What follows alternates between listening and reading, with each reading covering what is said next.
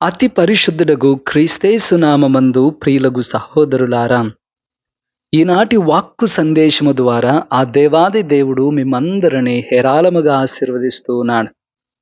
తపస్సు కాలపు 4వ ఆదివారమున మనం ప్రవేశించి ఉన్నాం. యేసు ప్రభువు ఈ లోకమందు తన సువార్త పరిచర్య చేస్తా ఉన్నప్పుడు, అతడు తన సువార్త విధానాల్లో ఎన్నో అద్భుతాలు అప్పటికే చేసి ఉన్నాడు. తన యొక్క అద్భుతాల ద్వారా, గొప్ప కార్యాల ద్వారా, విశిష్టమైన బోధన ద్వారా యేసు ప్రభువు చాలా ప్రాముఖ్యతను పొందాడు. అనేక మంది ప్రజలు అతన్ని సందర్శించడానికి, కలుసుకోవడానికి, అతనితో ఉండడానికి చాలా సమయాన్ని వెచ్చించేవారు. ఆ విధంగా యేసు ప్రభువు వెనుక జనాలు గుంపులు గుంపులుగా, తండోపతండాలుగా వెళ్ళేవారని పరిశుద్ధ వాక్కులో చాలా సార్లు మనం చదువుతా ఉన్నాం. ఒకానొకసారి యేసు ప్రభువు అలాగే స్వార్థ పరిచర్య నిమిత్తమై నడుచుకుంటా పోతా ఉంటే, అతని వెంబడి చాలా మంది జనాలు గుంపులుగా వస్తున్నారు. ఆల్మోస్ట్ అతని మీద పడేటువంటి పరిస్థితి అది. అంత జనాలు తొక్కిసలాడుకుంటూ ముందుకు సాగిపోతా ఉన్నారు. ఎందుకు జనాలు అంత మీద వరకు వెళ్తూ ఉన్నారు యేసు ప్రభు దగ్గరికి అంటే, యేసు ప్రభువును తాకినా చాలు, అతని స్పర్శ తగిలినా చాలు, ఏదో ఒక మంచి జరుగుతుంది. ఒక స్వస్థత కలుగుతుంది. ఒక ఆశీర్వాదం కలుగుతుంది అనేటువంటి బలమైన నమ్మకం. అటువంటి నమ్మకంతో చాలా మంది కూడా ప్రభువు మీదకు వెళ్తూ ఉన్నారు. ఆ గుంపులో అనేక రకాలైనటువంటి జనాలున్నారు. కానీ అలా తాకిన వారిలో కేవలము ఆ రక్తస్రావం కలిగినటువంటి స్త్రీ మాత్రమే ప్రభువు నుంచి శక్తిని పొందుకోగలిగి స్వస్థతను అందుకుంది. యేసుప్రభు అంటూ ఉన్నారు, నా నుండి ఒక శక్తి వెళ్ళిపోయింది, ఎవరో నన్ను తాకారు అని ప్రభు అంటే శిష్యులు నవ్వుకున్నారు. ఇంతమంది జనాలు మీద పడుతుంటే ఇప్పుడు నన్నెవరు తాకింది అని మీరు అడుగుతూ ఉండడము హాస్యాస్పదంగానే ఉంది అనుకున్నారు.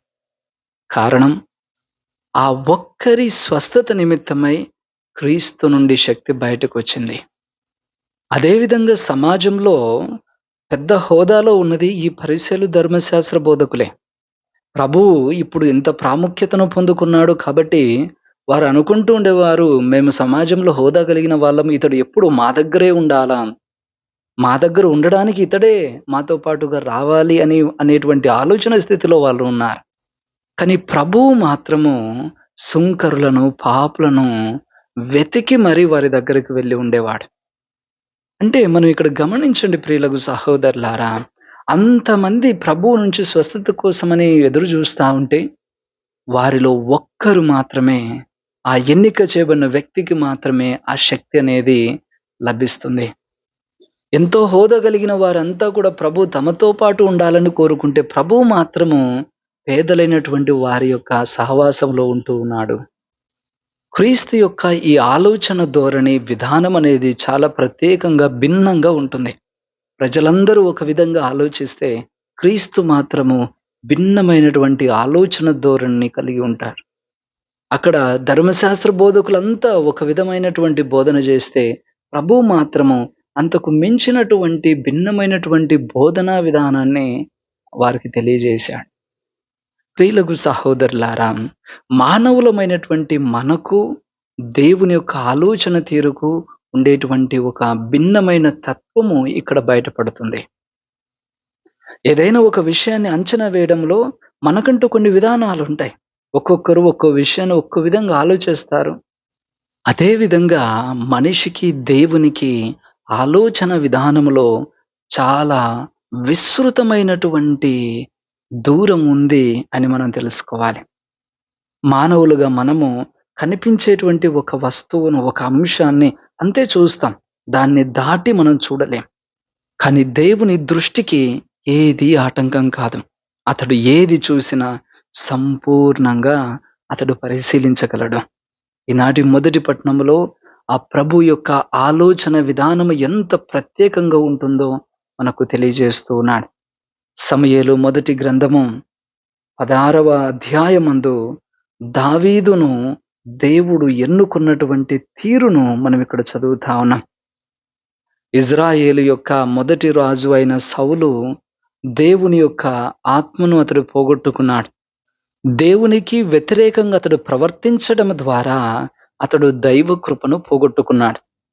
అందుకనే అతని స్థానమున మరొక రాజును ఏర్పాటు చేయ నిమిత్తమై దేవుడు సమూయేలును పంపిస్తున్నాడు. ఆ బెత్లెహేము వాసి అయినటువంటి ఈషాయి అనేటువంటి వ్యక్తి యొక్క కుమారుల వద్దకు సమూయేలు పంపబడుతున్నాడు. అక్కడకు వెళ్ళిన తర్వాత అతని కుమారుల్లో ఒకరిని నేను ఎన్నిక చేశానని దేవుడు సమూయేలుకు తెలియజేస్తున్నాడు. అక్కడ మనం చూస్తూ ఉన్నాం. ఒక్కొక్క కుమారుడు వచ్చి సమూయేలు ముందు నిలబడుతున్నారు. సమూయేలు ఆ మొదటి కుమారుడు చూసిన వెంటనే ఇతడే ఇజ్రాయేలు రాజు అని భ్రమపడుతున్నాడు. ఎందుకంటే ఆ అబ్బాయి చాలా దిట్టంగాను, పౌష్టికంగాను, బలంగాను ఒక వీరునిలాగా కనిపిస్తున్నాడు.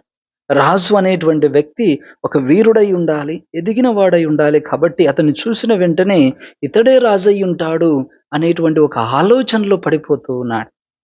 వెంటనే దేవుడు సమూయేలుతో మాట్లాడుతున్నాడు. ఇదిగో నీవు అతని రూపమును ఎత్తును చూచి భ్రమపడకుము. సమూయేలు మొదటి గ్రంథము 16వ అధ్యాయము 7వ వచనము. దేవుడు నరుడు చూచిన చూపుతో చూడడు. నరుడు వెలుపలి రూపును మాత్రమే చూచును, కానీ దేవుడు హృదయమును అవలోకించును. అంటే బయట రూపురేఖలను చూసి నీవు రాజు అనే నిర్ణయం చేయవద్దు. నీవు ఒక మనిషిగా మీరు అంతే చూస్తారు, కానీ నేను అతని హృదయాన్ని కూడా పరిశీలిస్తాను అని తెలియజేస్తూ ఉన్నాడు. మరి ప్రియులకు సహోదరులారా, ఇక్కడ గమనించండి, సమూయేలు ప్రవక్త యొక్క జీవితమే ఒక ప్రత్యేకమైంది. సమూయేలు యొక్క తల్లి దేవాలయంలో మొరపెట్టింది సంతాన ఫలము కోసం. హన్నగారి యొక్క ఆ ప్రార్థన ఫలము ద్వారా జన్మించినటువంటి దైవ బహుమానము సమూయేలు గారు. అంటే అతని జీవితము దేవుడు వారి తల్లికి ప్రసాదించినటువంటి ఒక బహుమానం. పైగా చిన్న వయస్సు నుంచి దేవుని ఆలయములోను దైవ సన్నిధిలోనే ఈ బాలుడు పెరిగాడు. ఇప్పుడు ఇదే బాలుడు ప్రవక్తగా, న్యాయాధిపతిగా ఇజ్రాయేలు పక్షమున నిలబడుతూ ఉన్నాడు. మరి ఇంతటి దైవ సాన్నిధ్యము, దేవుని యొక్క కృపతో నడిపింపబడిన ఈ వ్యక్తి కూడా సరైనటువంటి విధంగా దైవ ఆలోచనను అర్థం చేసుకోలేకపోయాడు. చూడండి, అతడు తన జీవిత కాలమంతా కూడా దేవుడికి ఊడిగమే చేస్తున్నప్పటికీ కూడా దేవుని ఆలోచన ఇది, దైవ చిత్తం ఇది అని కరాఖండిగా అప్పుడు తెలుసుకోలేకపోయాడు. అంటే ఈ సంఘటనను బట్టి మనకేం అర్థమవుతూ ఉన్నది అంటే, దేవుని కోసమే తన జీవితాన్ని సంపూర్ణంగా సమర్పించినటువంటి వ్యక్తి కూడా దేవుని ఆలోచనను పూర్తిగా గ్రహించలేకపోయాడు. అందుకే వాక్కు చెబుతుంది కదా, నా ఆలోచనలు గ్రహింపగల వాడెవ్వడు? నా ఆలోచనలు, మీ ఆలోచనలు భూమికి ఆకాశానికి మధ్య ఉన్నంత దూరం ఉంది అని వాక్కు మనకు తెలియజేస్తున్నది. అంటే దేవుని ఆలోచన విధానము మనందరి ఆలోచన విధానం కంటే చాలా ఉన్నతమైనది. అందుకే దేవుడు ఎప్పుడు ఏ విధంగా ఎవరిని ఎన్నిక చేస్తాడో మనం తెలుసుకోలేం. దేవుడు ఎప్పుడు ఎవరికి ఏ విధమైన వరాన్ని ఇస్తాడో మనం తెలుసుకోలేం. అసలు సమూయేలు, ఈషాయి వారి కుమారులు ఎవ్వరూ కూడా కలలో కూడా ఊహించలేదు దావీదు రాజుగా ఎన్నిక చేయబడతాడని. కానీ దేవుడు ఎన్నిక చేశాడు. అదే విధంగా సువిశేషములో ఎవ్వరూ ఊహించలేదు ఈ పుట్టి గుడ్డివాడు స్వస్థత పొందుతాడని. మరి అతనికి క్రీస్తు స్వస్థత ఇస్తూ ఉన్నాడు. కాబట్టి ఈనాటి ఈ వాక్య ధ్యానములో మనం తెలుసుకునేటువంటి మొదటి అంశం ఇదే. దేవుడు ఎటువంటి వారిని ఎన్నిక చేస్తాడో, ఎవరికి తన వరం ఇస్తాడో మన ఊహలకు కూడా అందనటువంటిదై ఉంటుంది. ఇక రెండవ విషయం ఏంటి అంటే, ఎంతటి చీకటి బ్రతుకుకైనా వెలుగునిచ్చేది క్రీస్తు ప్రభువే. ఇక్కడ ప్రభువు ఒక పుట్టుగుడ్డివానికి చూపునిస్తున్నాడు. వాస్తవానికి పుట్టుగుడ్డివారు చూపును పొందడం అనేది అసంభవము. అది సాధ్యం కానటువంటిది. ఒకవేళ చూపు ఉండి దాన్ని మధ్యలో పోగొట్టుకుంటే ఆ చూపును మళ్ళా రికవరీ చేయడానికి ఏదైనా ఒకటి చేస్తే వచ్చే అవకాశం ఉంటుంది. కానీ పుట్టుకతోనే చూపు లేనటువంటి వ్యక్తికి చూపునివ్వగలగడం అనేది ఏనాడు చరిత్రలో జరగలేదు. మరి మొట్టమొదటిసారిగా క్రీస్తు ప్రభువు ఎటువంటి ఒక అసంభవమైనది సంభవించేలాగా, జరిగేలాగా చేస్తా ఉన్నాడు. ఆ యొక్క పుట్టుగుడ్డివాడు, వాడి జీవితము అప్పటి వరకు చీకటిమయం. అతడు పుట్టుకతోనే ఏనాడు వెలుగుకు నోచుకోలేనటువంటి జీవితం అతనిది. మొట్టమొదటిసారి తన జీవితంలో వెలుగు కిరణాన్ని చూశాడు. అతడు క్రీస్తు ద్వారానే పొందుకున్నాడు. ఎఫెసీయులకు రాయబడిన లేఖ 5వ అధ్యాయము 8వ వచనము. ఇప్పుడు ప్రభువునందు మీరు వెలుగులో ఉన్నారు. క్రీస్తు ప్రభువు ఒక వెలుగుగా ఉంటున్నాడు. ఆ క్రీస్తు ద్వారానే మనం జీవితాలు వెలుగులోనికి అడుగు పెడుతూ ఉన్నాయి. ఇక్కడ ఈ పుట్టుగుడ్డివాని జీవితంలో అదే జరిగింది. కాబట్టి అనేక సార్లు క్రీస్తు ప్రభు బోధనలు కూడా మనకు నేర్పిస్తూ ఉన్నాయి. మీరు వెలుగు పుత్రులైతరి. వెలుగునందు జీవించేటువంటి వ్యక్తులుగా మీరు ఉండండి. మీరు వెలుగులోనికి రండి. వెలుగులోనికి ఇతరులను కూడా తీసుకురండి. ఈ మాటలు బహు ప్రోత్సాహకరంగా ఉంటూ ఉన్నాయి. ఇక్కడ ఈ పుట్టుగుడ్డువానికి వెలుగును ప్రభు పరిచయం చేస్తూ ఉన్నాడు. మొట్టమొదటగా ఒక దృష్టిని, ఒక చూపును పొందుకుంటున్నాడు. అతడు ఇంతవరకు ఏనాడు చూడనటువంటి మనుషుల మోమును అతడు చూశాడు. అతడు ఆ విధంగా క్రీస్తు యొక్క దర్శనాన్ని కూడా పొందుకున్నాడు. ఈ వెలుగును చూడగలిగేటువంటి వరముతోనే క్రీస్తు రూపాన్ని కూడా అతడు దర్శించగలిగాడు. అతని యొక్క చూపు ఈ శారీరకమగు దృష్టిని పొందుకోవడంతో ప్రారంభించి చివరికి ఆధ్యాత్మిక దృష్టిని పొందుకునేంత వరకు కూడా కొనసాగుతుంది. అందుకే ఇక్కడ శారీరకమగు దృష్టితో లోకమందు వెలుగు చూస్తాడు. తరువాత ఇదే వృత్తాంతము చివర్లో మనం చూస్తే అతడు ఆత్మీయమైన దృష్టిని పొంది ప్రభువును రక్షకునిగా అతడు అంగీకరిస్తాడు. అతని జీవితం అక్కడ పూర్తిగా మారిపోతా ఉంది అండి. మన జీవితాల్లో కూడా ఇటువంటి చీకటి మనల్ని కప్పి ఉంచుతుంది. అది క్రీస్తును చూడనివ్వకుండా, క్రీస్తు ముఖము నీకు కనబడకుండా, క్రీస్తు ఆలోచనలు నీ జీవితంలో రానివ్వకుండా ఈ చీకటి నిన్ను దూరంగా నెట్టేస్తుంది.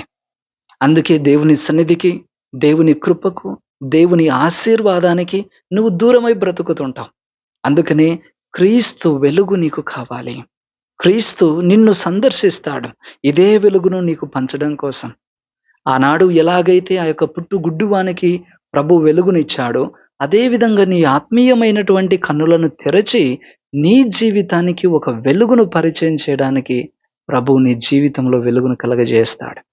ఆ వెలుగును స్వీకరించటానికి మనం సిద్ధంగా ఉండాలి. అలా ఉండగలిగితే మన జీవితాలు ఎంతటి చీకటి కూపంలో ఉన్నా కూడా ప్రభువు మనల్ని మిట్ట మధ్యాహ్నపు వెలుగు వంటి జీవితాలుగా ప్రభు మారుస్తాడు. మరి ఇప్పుడు ఈ యొక్క వృత్తాంతము ద్వారా మనం నేర్చుకునేటువంటి 3వ విషయం ఏంటి అంటే, దేవుడు తన శక్తిని ఈ సృష్టి వస్తుజాలముల ద్వారా కూడా మనకు అందివ్వవచ్చు. ఇక్కడ మనం చూస్తా ఉన్నామండి. ఈనాటి సువిశేషపట్నంలో వచనం చదువుతా ఉన్నాం. నేల మీద ఉమ్మి వేసి ఆ ఉమ్మితో మట్టిని కలిపి ఆ మట్టిని గ్రుడ్డివాని కనుల మీద రాసి వెళ్ళి సిలోయేము కొనేటిలో కడుగుకొనుము అని చెప్పెను. ఇక్కడ ఈ గ్రుడ్డివానికి స్వస్థతనివ్వడం కోసము ప్రభువు మట్టిని ఉమ్మితో కలిపి అతని కంటి మీద పూస్తూ ఉన్నాడు. ఎందుకు ప్రభువు మట్టిని పూస్తూ ఉన్నాడు? నిజానికి ప్రభువు తలుచుకుంటే నేరుగా తాకడం ద్వారా కూడా అతనికి చూపు ఇవ్వవచ్చు. మనం చూస్తూ ఉన్నాము, బర్తిమయి అనేటువంటి గ్రుడ్డివానికి నేరుగా చూపును కలగజేస్తారు. ప్రభువు కూడా ఇక్కడ చూపును దయచేయాలనుకుంటే నేరుగా అలాగూ కూడా ఇవ్వవచ్చు. కాకపోతే ఇక్కడ మట్టిని తీసుకుని అతని కళ్ళ మీద రాసి వెళ్ళి నీటిలో కడుగుకొనమని చెబుతూ ఉన్నాడు. ఇక్కడ గమనించాలి, ఎందుకు ప్రభువు ఈ విధంగా చేస్తూ ఉన్నాడు? ఎందుకు మట్టితోనే చేస్తూ ఉన్నాడు? ఆదికాండంలో 1వ అధ్యాయంలో మనం చదువుతున్నాం. దేవుడు ఈ భూమిని సృష్టింపజేశాడు. అనగా ఈ మట్టిని దేవుడు సృష్టించాడు. ఈ మట్టిని, ఈ భూమిని సృష్టించినప్పుడు ప్రభువు చెప్పినటువంటి మాట అతని కంటికి బాగుగా ఉంది. అదే మట్టితో మనిషిని తయారు చేసి అతని యొక్క నాసిక రంధ్రంలో దేవుడు తన శ్వాసను ఊది అతన్ని మానవునిగా చేశాడు. అది కూడా దేవుని కంటికి బాగుగా కనిపించింది. ఇక్కడ ఒక మట్టితో చేసినటువంటి రూపము లోపలికి దేవుడు తన జీవాన్ని ధారపోస్తున్నాడు. తన శ్వాసనిస్తూ ఉన్నాడు. అంటే ఈ శరీరము మట్టిదైనప్పటికీ, ఈ మట్టి వెనక, ఈ శరీరం వెనుక కంటికి కనబడనటువంటి ఒక జీవశక్తి దాచి ఉంచాడు దేవుడు. పైగా అదే అంత గొప్ప దేవుడే పరిశుద్ధ మరియ తల్లి ద్వారా ఒక మట్టి మనిషిగా ఈ లోకములో జన్మించాడు. ఆ క్రీస్తు అదే మట్టి శరీరమందే గొప్పదైనటువంటి దైవశక్తి తనలో దాచుకుని ఉన్నాడు. గడిచిన వారంలో మనం చదివాం. ప్రభువు యొక్క శరీరము ఇదిగో సూర్యుని వలె ప్రకాశించింది. అది అతని మహిమా రూపం. తీరా చూస్తే అతడు శరీరధారిగానే ఉన్నాడు. అంటే ఈ కనిపించేటువంటి ఈ శరీరము లోపల ఒక మహిమా రూపము, ఒక దైవశక్తి దాగి ఉంది. అందుకే ఆనాడు రక్తస్రావ రోగి అయినటువంటి ఆ స్త్రీ తాకినప్పుడు అతని నుండి శక్తి బయటకు వచ్చింది. అంత గొప్ప శక్తిని ఈ భౌతిక శరీరములో దేవుడు దాచిపెట్టాడు. దేవుడు తలంపు చేస్తే ఈ సృష్టి వస్తు జాలముల ద్వారా కూడా దేవుడు తన శక్తిని మనకు ఇవ్వగలడు. అందరి పాదాల క్రింద తొక్కబడేటువంటి మట్టి ఇది. సృష్టి వస్తు జాలాల్లో ఈ యొక్క మట్టిని మనం చాలా తక్కువగా చూస్తాం. ఇటువంటి మట్టి ద్వారా కూడా ఆ పుట్టుగుడ్డివానికి స్వస్థతను కలగజేసేటువంటి సాధనంగా ఆ మట్టిని వినియోగిస్తూ ఉండడము ఇక్కడ మనం గమనించాల్సిన విషయం. అంటే మన పాదాల క్రింద ఉండేటువంటి తొక్కబడేటువంటి ఈ మట్టి ద్వారా దేవుడు ఒక స్వస్థతా శక్తిని ఆ వ్యక్తికి ఇవ్వగలిగినప్పుడు, అలాగే దేవుడు ఇటువంటి దైవశక్తిని నీటి ద్వారా, తైలాల ద్వారా, అప్పద్రాక్ష రసాల ద్వారా మనకు ఇవ్వలేడా చెప్పండి? ఇదేమి కొత్త విషయమైతే కాదు. పాత నిబంధనలో మనం చదువుతా ఉన్నాము. సమూయేలు మొదటి గ్రంథంలో దావీదును అభిషేకించడానికి వెళ్ళినప్పుడు అతడు ఒక కొమ్ములో క్రిస్మా తైలమును తీసుకుని వెళ్తున్నాడు. ఆ తైలాన్ని దావీదు యొక్క శిరమున పోసి అభిషేకించిన తర్వాత దేవుని ఆత్మ అతని యందు నివాసముండెను అని వాక్కు చెప్పబడుతూ ఉన్నది. అంటే ఇక్కడ తైలమును అభిషేకించుట ద్వారా ఆ వ్యక్తి దేవుని ఆత్మను పొందుతున్నాడు. అంటే ఇక్కడ తైలము ద్వారా దైవశక్తి ఒకటి ఆ యొక్క దావీదులో ప్రవేశిస్తుంది. అదే విధంగా మనము స్వీకరించేటువంటి దివ్య సంస్కారాలు అన్నింటిలో కూడా ఇదే జరుగుతుంది. ఈనాడు మనము ప్రార్థన చేసుకుంటున్నప్పుడు ఈ ఆశీర్వదించబడినటువంటి నీటితో మనల్ని ఆశీర్వదించడం జరుగుతుంది. జ్ఞానస్నానం తీసుకున్నప్పుడు ఆశీర్వదించబడినటువంటి జలముతో జ్ఞానస్నానం ఇవ్వబడుతున్నాం. అదేవిధంగా తైలాలతో మనం అభ్యంగనం చేయబడుతున్నాం దివ్య సంస్కారాల్లో. వీటి ద్వారా దేవుని శక్తి ఒకటి మనలో ప్రవేశిస్తూ ఉన్నదని మర్చిపోవద్దు. అదేవిధంగా మనము దివ్య బలి పూజలో సమర్పించేటువంటి సాధారణ అప్పద్రాక్ష రసాల ద్వారా దేవుని శక్తి ప్రసరితమై క్రీస్తు శరీర రక్తాలుగా మారి మనల్ని పోషిస్తూ ఉన్నాడు క్రీస్తు ప్రభువు. అంటే ఇటువంటి ఆశీర్వాద విధానాలన్నీ కూడా మనకే నేర్పిస్తూ ఉన్నాయి. దేవుని శక్తి మనల్ని చేరుకోవడానికి భిన్నమైనటువంటి సాధకాలను వినియోగిస్తుంది. అవి ఈ సృష్టి వస్తు జాలాలలో భాగమైన వాటి ద్వారా దేవుడు తన శక్తిని మనకు ఇవ్వగలుగుతూ ఉన్నాడు. కాబట్టి అటువంటి సాధనాలుగా వినియోగించబడేటువంటి ఆ తీర్థ జలం అవ్వచ్చు, తైలాలు అవ్వచ్చు, అప్పద్రాక్షరసాలు అవ్వచ్చు, ఒక గురువు అవ్వచ్చు, ఏదైనా కూడా దేవుని శక్తిని మనకు సరఫరా చేయగలిగేటువంటి సాధనాలుగా వినియోగించబడుతున్నాయని మర్చిపోవద్దు. దేవుడు ఏ విధంగానైనా మనకు తన శక్తిని ఇవ్వగలుగుతాడు. మనల్ని తాకగలడు. మనల్ని, మన జీవితాన్ని దేవుడు నిలబెట్టడానికి అనుదినము ప్రయత్నం చేస్తూ ఉన్నాడని తెలుసుకోవాలి ప్రియులకు సహోదరులారా. ఇక 4వ విషయం ఏంటి అంటే, ఈ పుట్టుగుడ్డివాడు ఈ విధంగా జన్మించడానికి కారణము ఎవరు అని ప్రభువును వారు అడుగుతూ ఉన్నారు. ఇతడు గుడ్డివాడుగా పుట్టడానికి ఎవరు పాపం చేశారు? ఇతడు పాపం చేశాడా? లేదా వీరి తల్లిదండ్రులు పాపం చేయడం వల్ల ఇతడు పుట్టాడా? అని యోహాను శుభవార్త 9వ అధ్యాయము 2వ వచనంలో ప్రభువును ప్రశ్నిస్తా ఉన్నారు. మరి తరువాత వచనంలో ప్రభు అంటూ ఉన్నారు, ఎవరు పాపం చేయలేదు. ఇది దేవుని కార్యము వీని యందు బయలుపడడానికే ఇతడు గ్రుడ్డివాడిగా పుట్టాడు అని చెప్పబడుతూ ఉన్నది. ఎవరు తప్పిదము లేకుండా అతడు గ్రుడ్డివాడిగా అన్ని సంవత్సరాలు అతడు మ్రగ్గాల్సి వచ్చింది. ఆ చీకటిలోనే అతడు బాధపడాల్సి వచ్చింది. ఆ చీకటితోనే తన జీవితము జీవించలేక కష్టపడ్డాడు ఇన్ని సంవత్సరాలు. అతని తప్పు లేదంట, ఏది లేదంట. కానీ దేవుని మహిమ కోసము అతడు ఆ విధంగా బ్రతకాల్సి వచ్చింది. ఒక వ్యక్తి ఏదైనా శిక్షను అనుభవిస్తూ ఉన్నాడు అంటే దానికి 2 ప్రధాన కారణాలుంటాయి. మొట్టమొదటిది అతడు చేసినటువంటి తప్పుల వల్ల అతడు ఫలాన్ని అనుభవిస్తూ ఉన్నట్టు. అది అందరికీ తెలిసిందే. పాపాలు ఎక్కువ చేస్తే వాటి ఫలం కూడా అనుభవించాలి. రెండవది దేవుడు తన మహిమను చూపించడం కోసము కొన్నిసార్లు మన జీవితాల్లో శ్రమలను అనుమతిస్తాడు. ఇక్కడ ఈ పుట్టుగుడ్డివాని యొక్క జీవితంలో అదే జరుగుతూ ఉన్నది. అతడు ఏ తప్పిదము చేయలేదు, కానీ దేవుని కార్యము, దేవుని మహిమ ఒకటి బయలుపరచడానికి ఇతడు ఈ విధంగా పుట్టాల్సి వచ్చింది. అంటే మనము అనుభవించేటువంటి కొన్ని కష్టాల వెనుక దైవ కార్యాలు, దేవుని మహిమలు కూడా దాగి ఉంటాయి. అది మనం మర్చిపోకూడదు. కొన్నిసార్లు ఇన్ని సంవత్సరాలను లేదా ఇంతకాలమనో మనం శ్రమ నొందిన తర్వాతనే ఒక అరుదైనటువంటి దైవ కార్యాన్ని మనం చూస్తాం. ప్రభువు తన శ్రమలను అనుభవించిన తర్వాతనే మరణాన్ని జయించగలిగేటువంటి విజయుడుగా మారాడు.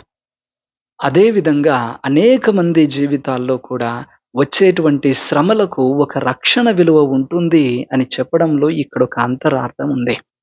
మన శ్రమలు వృధా కావు. నీవు ఏ తప్పిదము లేకున్నా కూడా నీవు శ్రమను అనుభవిస్తూ ఉన్నావా? గుర్తుంచుకో, నీ జీవితము ద్వారా నీ శ్రమల అనంతరము దేవుడు ఒక దైవ కార్యాన్ని, ఒక మహిమా కార్యాన్ని అందులో దాచి ఉంచేటువంటి అవకాశం కూడా ఉంది అని ఈనాటి యొక్క వృత్తాంతం మనకు తెలియచేస్తూ ఉన్నది. ఇక చివరిగా 5వ అంశము, ఇక్కడ ఈ గ్రుడ్డివాడు ఎప్పుడైతే స్వస్థత పొందుతూ ఉన్నాడో చాలామంది ఇతడు నిజంగా గ్రుడ్డివాడేనా లేకపోతే వేరే వ్యక్తిని చూస్తున్నామా అని ఒక సందిగ్ధ స్థితిలో ఉండడం మనం చదువుతా ఉన్నాం. అక్కడ ప్రజలు అనేక మంది మాట్లాడుతున్నారు. ఇప్పటి వరకు భిక్షమెత్తినటువంటి ఆ వ్యక్తి ఇతడేనా లేకపోతే ఇతనిలాగా ఉండేటువంటి మరొకడా అని అనేకమైన సందేహాలు. వెంటనే ఆ యొక్క గురుడివాడు చెబుతున్నాడు, ఆ వ్యక్తిని నేనే. నేనిప్పుడు స్వస్థత పొందాను అని తెలియజేసుకుంటూ ఉన్నాడు. అతడు ఎప్పుడైతే అది తానే అని ఒప్పుకుంటాడో వెంటనే అతన్ని తీసుకొని పరిసయ్యుల దగ్గరికెళ్తున్నారు. పరిసయ్యులు అనేక రకాల ప్రశ్నలు అడుగుతున్నారు. ఇక్కడనే అనేక ప్రశ్నలు అడుగుచున్నటువంటి ఆ పరిసయ్యులు, మరి అదే విధంగా వారికి సమాధానాలు ఇస్తుండేటువంటి ఈ గ్రుడ్డివాడు, వీరిద్దరి జీవితాల్లో ఒక ప్రత్యేకమైనటువంటి భిన్నత్వాన్ని మనం ఇక్కడ గమనిస్తాం. ఇక్కడ ఈ పరిసయ్యులు అనేక రకాల ప్రశ్నలు ఇతన్ని అడుగుతూ ఉన్నప్పుడు, గ్రుడ్డివాడు అప్పటి వరకు క్రీస్తు గురించినటువంటి జ్ఞానం లేదతనికి. వీరు అడిగేటువంటి ప్రశ్నల ద్వారానే కొద్ది కొద్దిగా అతడు స్వస్థత పొందిన తర్వాత క్రీస్తును గురించి తెలుసుకోవడం మొదలుపెట్టాడు. వారు ప్రశ్నించేటువంటి విధానాల ద్వారానే క్రీస్తు యొక్క గొప్పతనాన్ని, అతడు ఒక ప్రవక్త అనేటువంటి విషయాన్ని అతడు గ్రహిస్తూ ఉన్నాడు. క్రమక్రమంగా క్రీస్తునందు అతని విశ్వాసం అనేది పెరుగుతా ఉన్నది. అతడు ఏ చూపు లేనటువంటి ఒక వ్యక్తిగా అతని జీవితం ఆరంభమయ్యింది. అటువంటి స్థితిలో ఉన్నటువంటి వ్యక్తికి దేవుడు ఒక చూపునిచ్చాడు. ఆ చూపు ద్వారా క్రీస్తును మరింతగా తెలుసుకుని తన ఆత్మీయ కన్నులు కూడా తెరవబడుతూ ఉన్నాయి. ఇప్పుడు క్రీస్తును నిజముగా ప్రవక్త అని, మెస్సయ్య రక్షకుడు అని అతడు గుర్తించి, ప్రభు నేను నిన్ను విశ్వసిస్తున్నాను అని తన యొక్క విశ్వాసాన్ని బహిర్గతం చేస్తూ ఉన్నాడు. అంటే ఏమీ తెలియనటువంటి ఒక స్థితి నుండి అతని జీవితం ఆరంభమై, చూపును పొంది, ఆత్మీయ దృష్టిని పొంది, క్రీస్తును గురించి తెలుసుకొని, క్రీస్తునందు విశ్వాసాన్ని నిలుపుకుంటున్నాడు. కానీ మరోపక్క పరిసయ్యులున్నారు. క్రీస్తు చేసినటువంటి యొక్క అద్భుతాన్ని బట్టి అనేక ప్రశ్నలు సంధించి, అడిగి తెలుసుకొని ఆ సమాధానాలు వినే కొద్దీ వారికి విసుగు కలుగుతుంది. వారిలో కోపం వస్తుంది. ఒక అవిశ్వాసమైనటువంటి అహంకారము వారిలో పెరిగిపోతా ఉంది. వారు వారి కన్నులతో చూస్తున్నారు, చెవులతో వింటున్నారు కానీ గ్రహించలేకపోతున్నారు. అందుకే వారిలో అవిశ్వాసం పెరుగుతూ పోయింది. ఆత్మీయమైనటువంటి దృష్టి సన్నగిల్లుతూ వచ్చింది. అంటే ఇక్కడ గ్రుడ్డివాడు చూడగలిగాడు. ఇక్కడ కన్నులున్నా వీరు చూడలేకపోయినటువంటి పరిస్థితి ఆ పరిసయ్యుల పరిస్థితి. అంటే ఇక్కడ గ్రుడ్డివాడు ఒక ఆత్మీయమైనటువంటి దృష్టిని పొందుకొని అతడు స్వతంత్రుడవుతే, ఇక్కడ పరిసయ్యులు ఆత్మీయమైనటువంటి గ్రుడ్డితనం వల్ల క్రీస్తుకు దూరమవుతూ ఉన్నారు. ఆ విధంగా 2 భిన్నమైనటువంటి జీవితాలు ఇక్కడ మన ముందుకు తీసుకురాబడుతూ ఉన్నాయి. కానీ గుర్తుంచుకోండి, ఈ విధంగా ఈ గ్రుడ్డివాడు తన విశ్వాసమందు నిలదొక్కుకున్నాడు అంటే కారణము అతడు పరీక్షింపబడ్డాడు. మన జీవితంలో కూడా మనం పరీక్షింపబడుతూ ఉంటేనే మనం మన విశ్వాసమందు నిలదొక్కుకుంటాం. ప్రతి పరీక్షా సమయమందు కూడా మన విశ్వాసము బలాన్ని సంతరించుకుంటుంది. క్రీస్తునందు విశ్వాసాన్ని పెంపొందింపజేసుకుంటుంది అని మర్చిపోవద్దు. మనము కూడా ఒక ఆత్మీయమైనటువంటి దృష్టిని పొందాలి. మన కన్నులు చూస్తున్నాయని చెప్పుకోవడమే కాదు, మన హృదయ కన్నులు కూడా తెరవబడాలి. క్రీస్తును చూడగలగాలి. క్రీస్తును విశ్వసించగలగాలి. అప్పుడే మన జీవితము కూడా ఈ క్రైస్తవ విధానంలో ఒక సంపూర్ణత వైపు అడుగులు వేసినటువంటి వ్యక్తులుగా మారుతాం. కాబట్టి ప్రియులకు సహోదరులారా, ఈనాడు ఈ యొక్క ప్రార్థనలో దేవాది దేవుని వేడుకుందాం. దేవా, నా ఆత్మీయ కన్నులను కూడా తెరవండి తండ్రి. నీ గురించి అనేకమైన విషయాలు తెలుసుకొని, నీ యందు విశ్వాసాన్ని మరింత అభివృద్ధి చేసుకునేటువంటి ఆ కృపను నాకు దయచేయమని ఆ దేవాది దేవుని ప్రార్థించుకుందాం. ప్రభువు మిమ్మందరిని హేరాళముగా దీవించుదురుగాక. ఆమేన్.